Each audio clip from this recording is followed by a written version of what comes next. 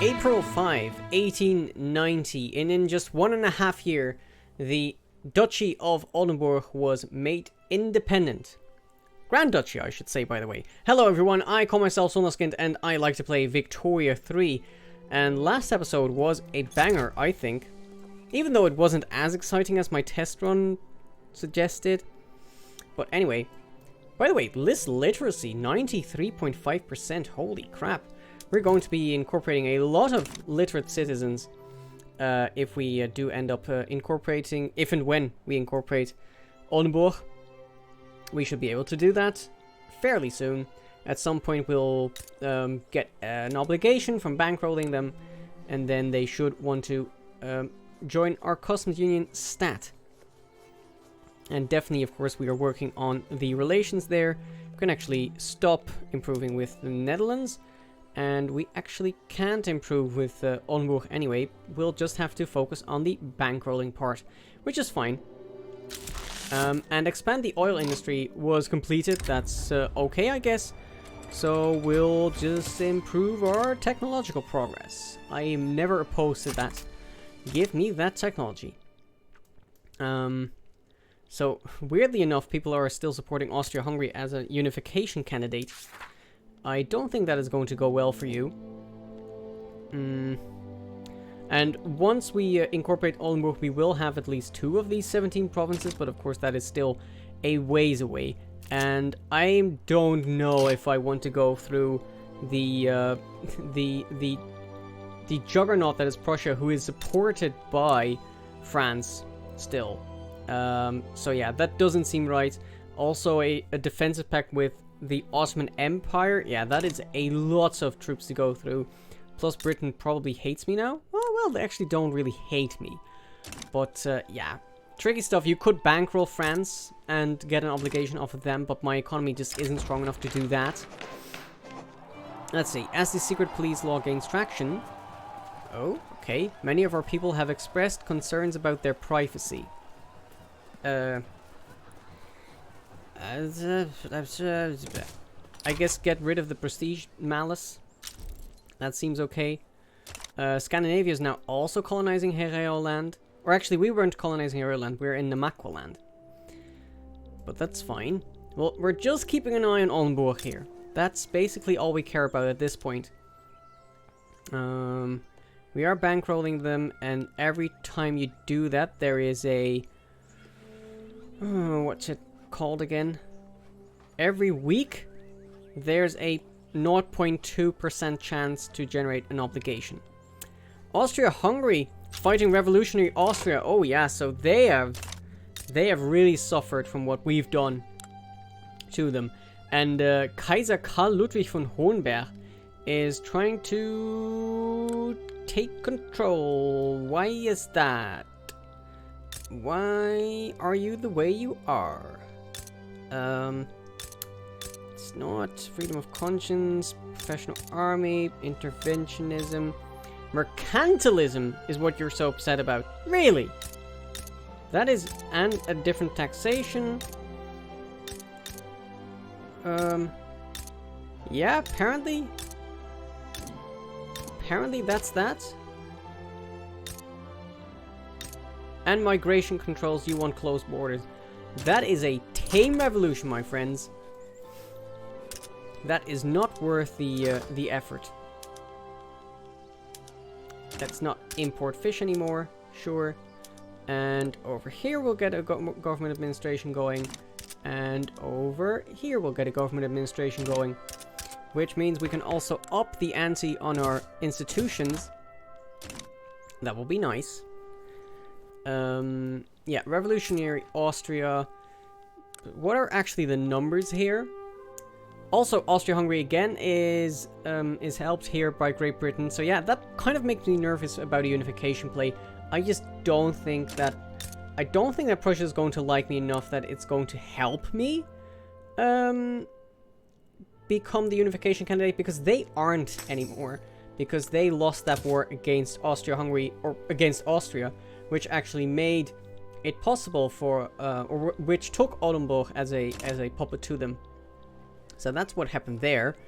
And so Prussia is no longer a unification candidate. So I'm not sure, maybe if Prussia likes me enough, they'll actually join me on the unification attempt. But I'm not sure.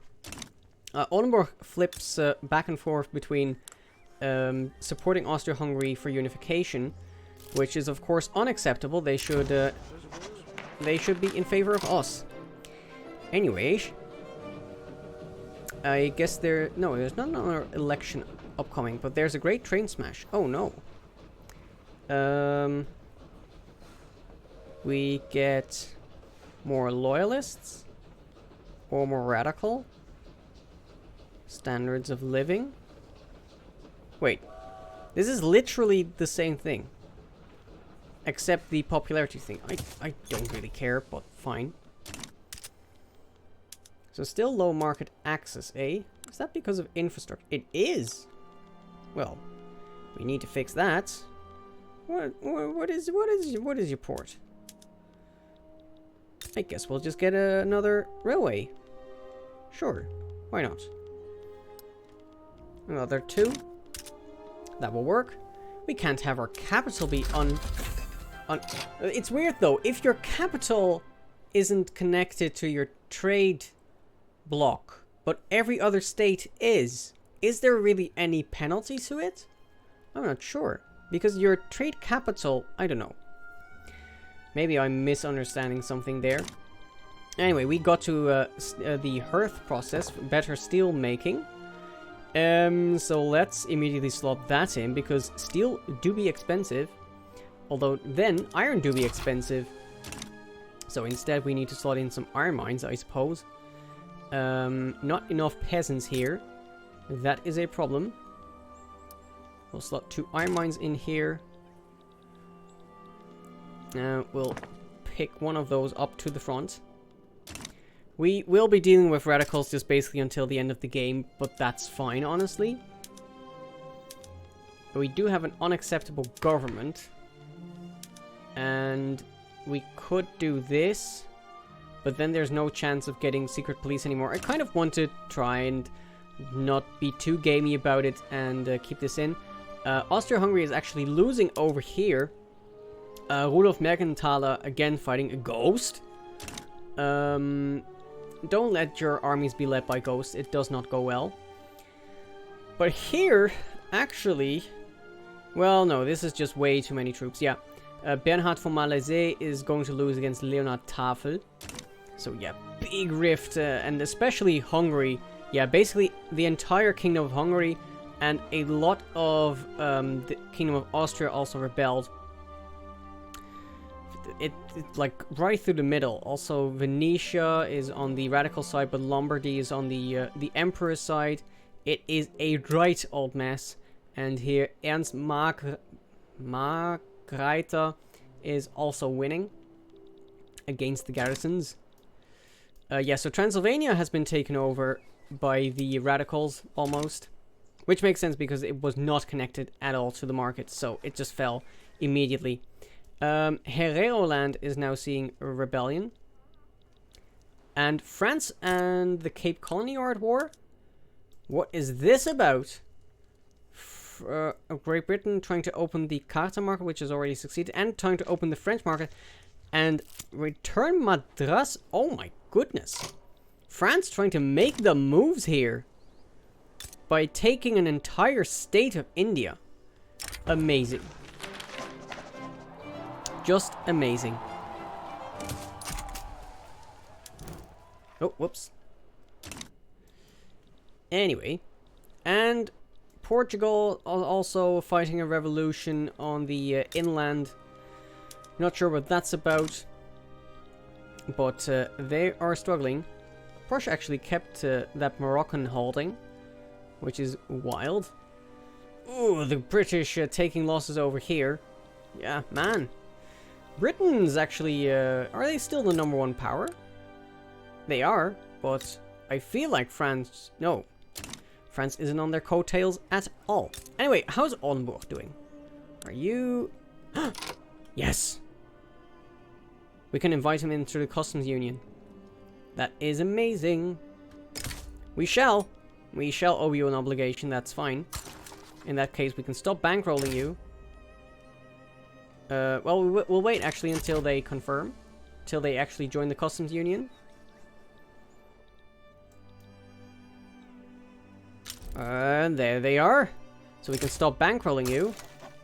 And there's immediately the event Confederation with Oldenburg. So basically, this Grand Duke, Peter von Holstein-Gottorp, realizes that his Grand Duchy is no longer sustainable to be self-sufficient, and he is relinquishing voluntarily his sovereignty to the Steuerverein, the Bundesrepublik Hannover.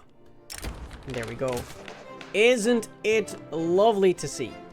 A contiguous Hannover, controlling all of northwestern modern Germany. And, yeah, I like it a lot. Did we actually take this power plant? Do we even have... Do we have electricity? No, we're working on it right now. So that's wild. We have an electrical plant, even though we don't know what it is yet. What is this? What is this magic? We don't understand. Excellent.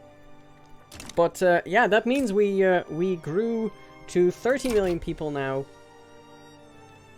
We should also see a rise in prestige, although I guess not hugely. And, yeah, we're doing great, you know? And so this is the point where we could try and go for unification of Germany. But I'm not sure if I want to go through it. We can actually declare more interest, so that's how we can tell that our prestige is growing. So we could maybe declare right over here. That's fine, in Indonesia. And yeah, I really like this. So that's great. And we're not at 20 minutes yet, so I'll go on, maybe see if we can finish one of these things. Maybe we can try for multiculturalism. Can we do that? Let me see. If I slot in the... Ooh, there are a bunch of different governments now. Actually, we can take the Petite Bourgeoisie, Rural Folk, and Evangelical Church. How does that work? You're a traditionalist?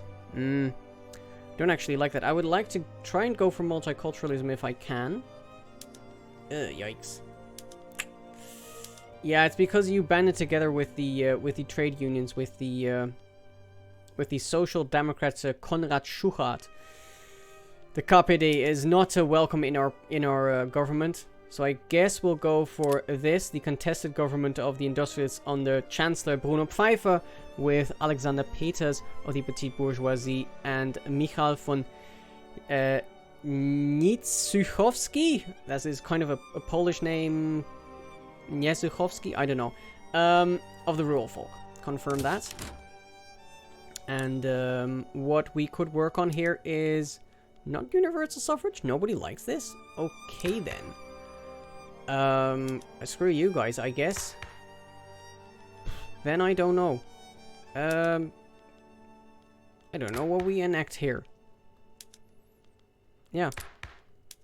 Truly. No freaking clue. I guess we can try for free trade. That works. Although, I believe then actually... Yeah, no, you go angry, so let's not do that. Industrialists oppose this.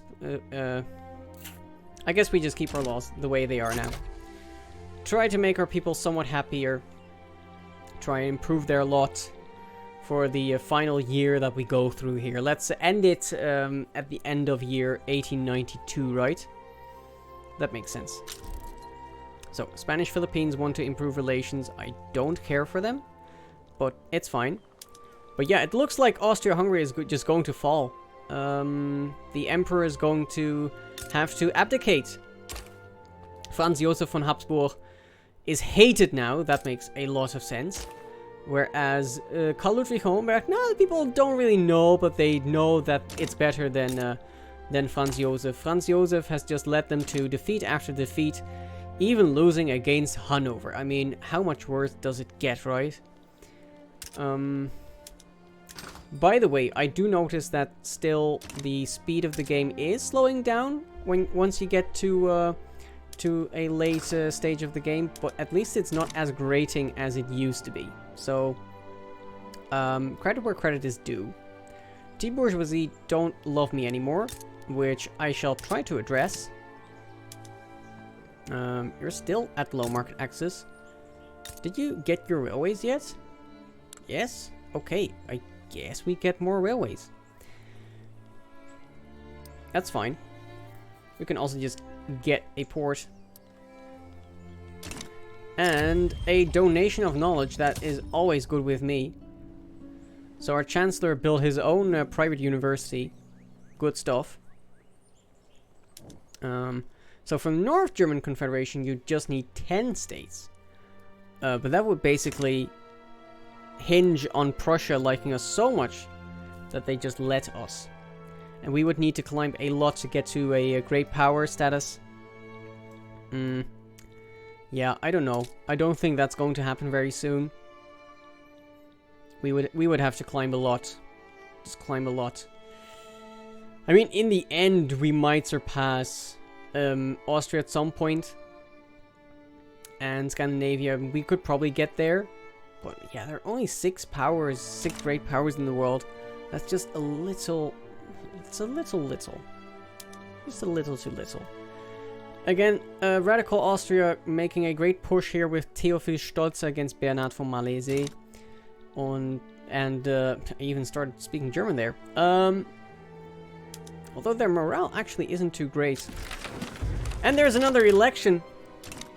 Election of 1892, and the Communist Party is the biggest party, which should scare a couple people. The communists are in power now.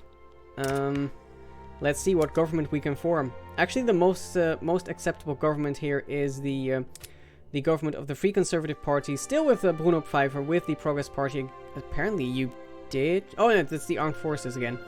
Otto von Essen-Darmstadt. I mean, that guy should. He's neutral. People don't like him. I guess people, of course, in this time, they didn't realize that the whole war was his idea. Also, people really would like it if I just kicked down taxes a tad. Which I shall, but don't expect me to be happy about it. That at least makes us contested. And then we can try... Nope. Try for laissez-faire. Günther Schlettwein likes this. For radicalizing a bunch of people, though. I would rather stop radicalizing a lot of people. Yeah. Politics is not the main aim of this game. And there is Austria. So it's not Austria-Hungary anymore. So it's back to the white collar. And it's Karl Ludwig von Hohenberg. Honestly, I'm not sure if in 1892 a new royal lineage could claim the throne of Austria. I feel like at that point, if you're going to replace the von Habsburgs, you're going to become a republic. But honestly, I should defer to people who know more about German history, like one proud Bavarian in that regard. I don't know. I don't know if a von Habsburg, when replaced, would be replaced by a different royal. I think that ship had kind of sailed.